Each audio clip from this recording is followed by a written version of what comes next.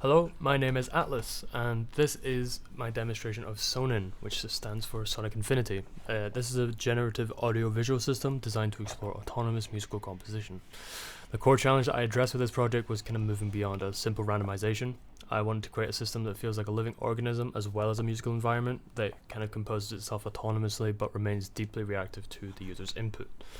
The kind of core philosophy I had behind this was a controlled randomness, because in my opinion too many generative systems feel either too chaotic or too static. So to solve this, I designed a dual engine architecture. Engine 1 is an algorithmic melodic engine that provides harmonic structure, and engine 2 is a granular textural engine providing atmospheric depth. Now both of these engines are locked together by a central logic hub, ensuring that every decision in the system is musically coherent. So I will show you everything in this walkthrough. Now, I designed this interface with a performance first mindset. I hid the complexity of all the stuff behind it with this kind of nice dark mode aesthetic that mimics professional hardware. Across the top here we have the essential utilities. On the top is a sample loader. It will open samples that you can load yourself, whatever you want, or you can use the presets that I already have here. Best one here is bold lead C4, because everything, all the math that I have worked out is in C4. You can see here that when I loaded it, it does load up the sample in here, which I'll talk about. These presets up here, I have saved some presets that I think are pretty good, but when you use it, you can save whatever presets you want. You can make them your own. Just mess around, but I've got some ones up here that you can use if you want them. Now this is the global on-off button, very essential. You need to turn it on and off. And a surprise me button as well, which is always really fun to have, but I will show you that in a second. Now over here, we have, if I just turn it on here, you can hear the audio playing through here.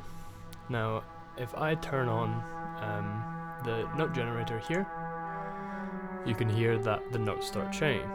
Now, this isn't playing a loop, it's making a probability-based decision on what notes to play in real time. Now, if I slide this slider down, this determines how often the notes change, essentially, like the BPM of how often the notes are changing. So if I slide up here, they change a lot quicker, right? So it creates a sparse, slow melody, or a higher value creates a rapid stream of generative decisions. Now if I go over here and I change this from major to, say, pentatonic, you will hear that the notes themselves do change a little bit. I'll turn it up a little bit there for you. And then again, if I change this octave to, say, 2, it changes the notes to play as well. And these are all based on MIDI things, so you know, you can change it up, you can make it higher pitched if you want, you can change the pitch to whatever. It's very fun. Now, say I want it to play a little bit different. This is in the calm preset that I've got. If I change it to dark,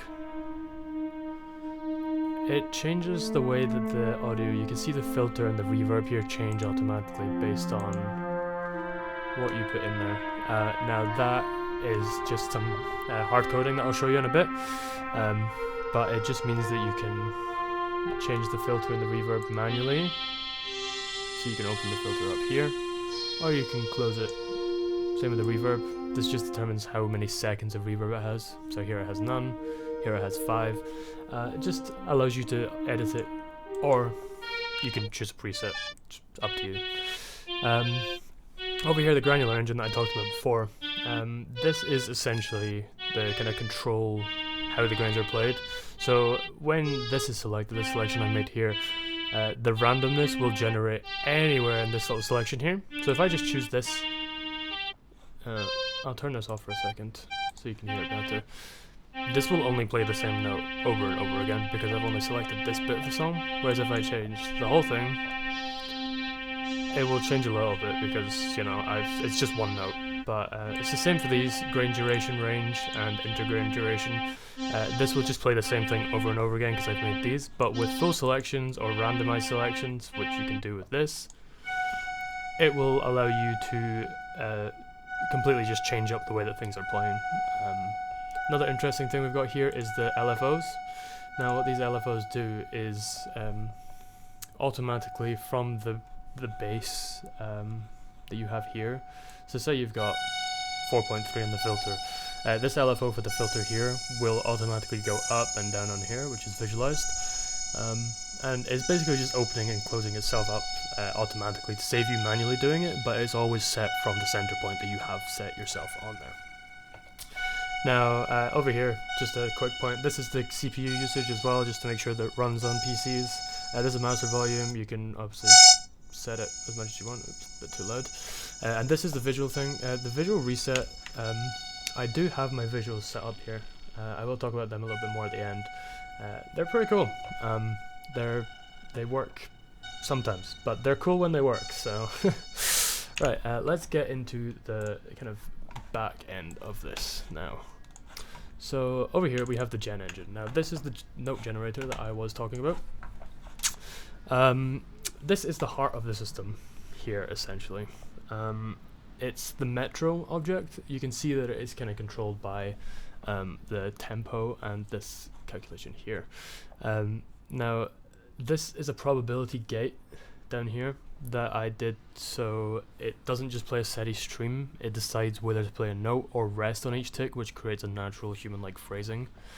The most critical part of this is the pitch handling. Now the engine generates random numbers, but the random numbers need to sound atonal. So I solved this with this call over here. Everything keeps opening on the wrong page. Now these are from the scales that were in the UI. These are the notes that are able to be played from each scale. So in your first one, your major, it can only play the top notes, and then different half ones, so like chromatic, this is all the notes that can be played. It just means that every single note, these are like the MIDI notes for every scale. So when it's generated, it has to use that index to look up the valid notes. So it just guarantees that the output is always perfectly tuned to the key in the scale, so that randomness isn't just disgusting. It is that controlled randomness that I was trying to go for. Now also you can see the kind of modulation I've got down here for the tempo. Sorry, I forgot my words. It receives the data from the audio analysis system. It allows the clock to speed up or slow down based on the energy of the music. And similarly, the pitch logic also has an offset input that allows the brightness of the audio to shift the melody up or down. Now the reset button to C4, that's just what this is, and this just sends the notes to the granular system, which I will show you now. We go down here. There we go. Now this is running in parallel with the gen engine. So this is the polyphonic granular synthesis. I used the poly down here to manage up to 100 simultaneous grains. This allows for a dense cloud of sounds that are impossible with a single sampler. Each voice is a kind of instance of the poly voice abstraction, which is here. Oops, need to move it over again. Yeah, so instead of static values, every parameter is randomized within the user-defined range, and then this is the actual the playback logic of what comes through. So we've got your groove sample that checks if the loop end has been reached, and then generates the envelope. So that is coming from these randomizers here, which in turn come from the UI, the R sliders and stuff that you have with the sample loaded up to them. So everything from the UI gets sent to here, and then these randomize all of those options to give you a random selection, which is then played by the voice. Now a major technical challenge that I had here was the relationship between the pitch and duration, because you can see here everything is played by groove.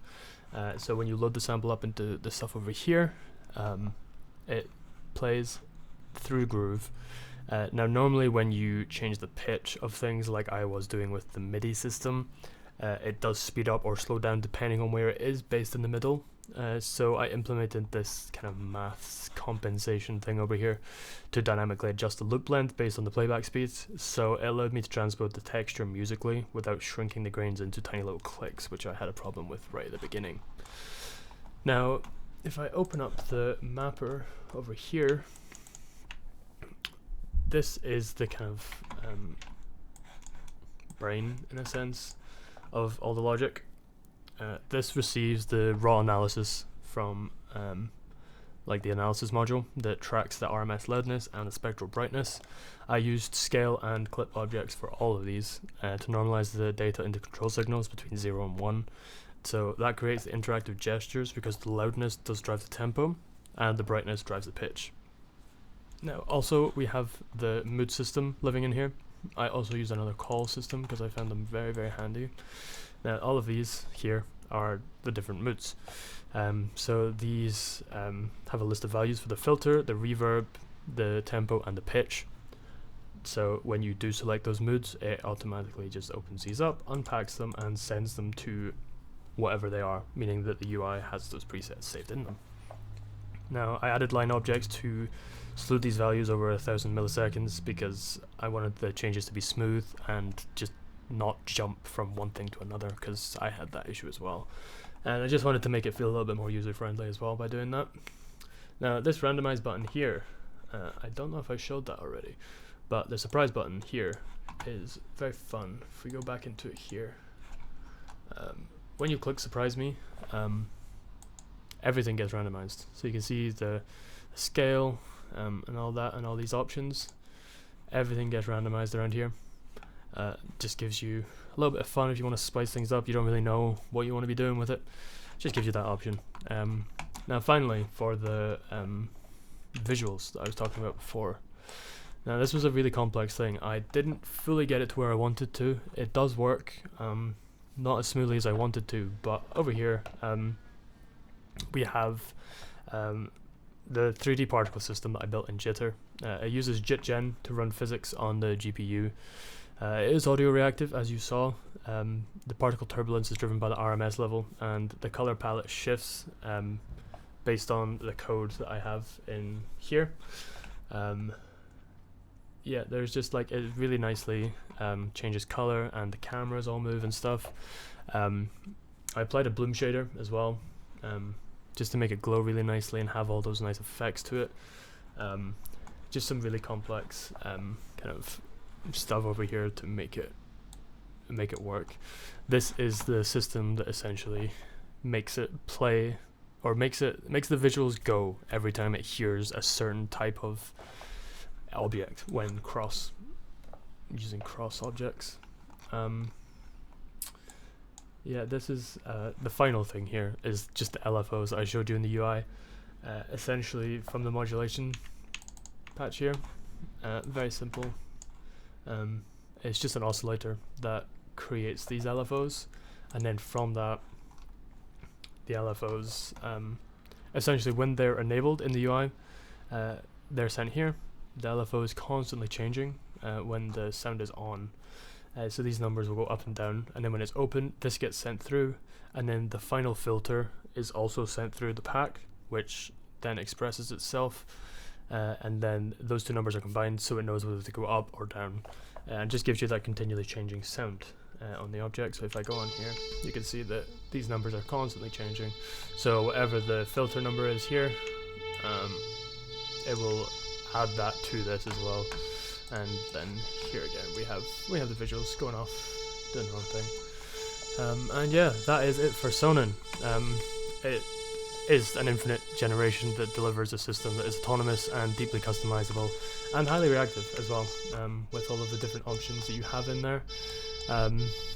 It kind of successfully combines the granular textures with that algorithmic melody in a stable professional package.